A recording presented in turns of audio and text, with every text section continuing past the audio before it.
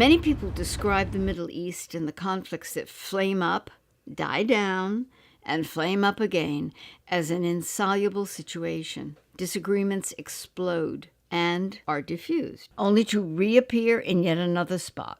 We sigh and say it will never end. We're glad that we were not born there and feel sympathy for those who were and must live their lives in such a nightmare. And here we are again, just this week, as this unending violence pops up all over the area, this time over Jerusalem. Over 60 Palestinians died and over 1,000 wounded in the never-ending battle. These movies we see help us make some sense of this. Maybe. The Insult, written and directed by Lebanese filmmaker Zaid Douiri, whose two previous films, The Attack and West Beirut, are worth seeing as well. Douiri is making yet another statement this time about this exasperating part of the world. For a viewer with only cursory knowledge of the Lebanese Civil War, which began in the mid-70s and transformed Beirut from a symbol of Mediterranean elegance into a synonym for Middle Eastern chaos, The Insult is a fascinating history lesson. It is also a reminder that resentment and hatred don't necessarily recede when the fighting stops. People have long memories, and so do groups whose identities rest in part on seeing one another as enemies.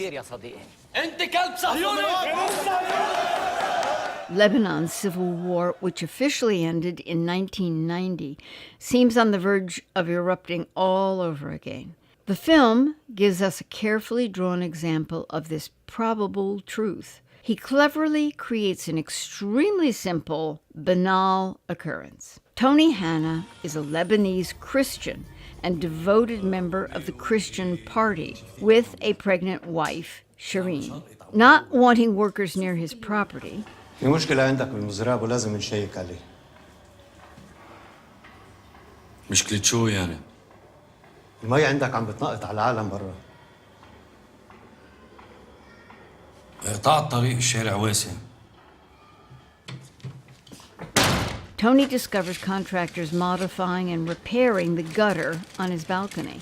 Tony smashes the gutter.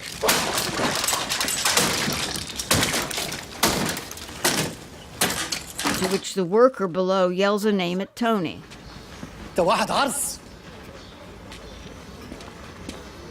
And they're off. Tony recognizes the worker, Yasser, as a Palestinian refugee by his accent alone. Although the balcony was in violation of building codes and the workers were fixing it, Tony demands an apology for the remark from the entire company. بس نحن عم ننفذ تعليمات البلدية بإزالة المخالفات، وهذا الأسطى المخالف. الزلمة كان عم يعمل شغله. هيدا ما بيعني إنه في سب الناس. لا، أكيد لا. إذا مفكر حاله قصة كبيرة كتير غلطان. تبي شو عم بقول لك؟ أفضل له يعتذر. ولا لحد مشكوى ضد شركتك. The Middle East in a nutshell. The tinderbox of Lebanese politics and identity sparks into a controlled conflagration in this beautifully calculated and explosive drama. Conceived as a classic story of how a not-so-simple insult can escalate into a nationwide crisis, the film pits a younger, belligerent Lebanese Christian mechanic with a traumatic past against an older Palestinian Muslim, still unable to quietly suffer the ever-present verbal and institutional barbs against his dignity. The choice of age difference was carefully thought out. It indicates different approaches by different 10 or 15-year increments in the population in this area of the world.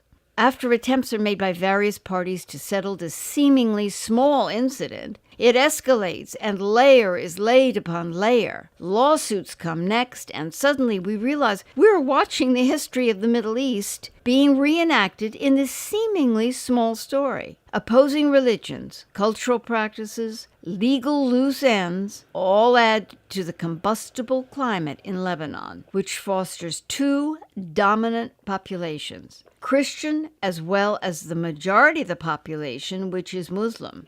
The screenplay includes the incident of the Damour massacre, when that city fell to Muslim and left-wing militants with the help of the Palestinian Liberation Organization, PLO.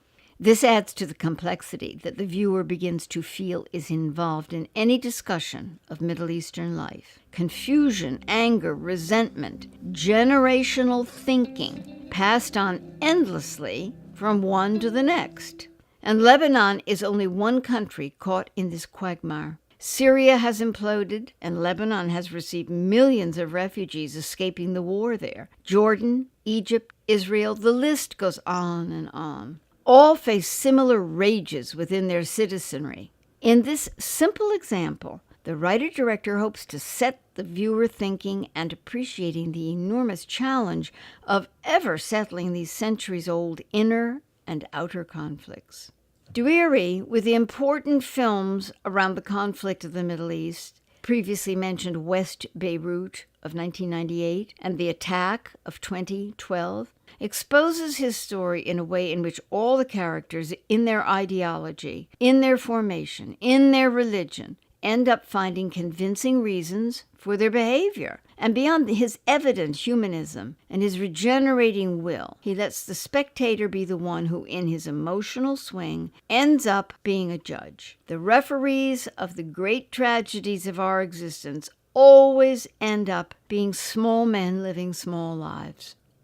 In truth, movies such as this one are the chief way that most people keep themselves apprised of the scoreboard in what seems like the endless war games going on in the Middle East. These are faraway countries with political cultures we have no time to really understand, and this fact imposes what might be considered a hefty responsibility on filmmakers. They are the carriers of the information. We are thus in their hands when we want facts and explanations. Hopefully they grasp that an uninformed world is listening to them. This film is weighted on the side of the Palestinian people who live in Lebanon. They are, in essence, stateless and floating, with no legal status. As in his earlier film, The Attack, where we witnessed a wife whose loyalty to Palestinian views outweighs her loyalty to her husband, the Palestinian character seems to be the more sympathetic of the two.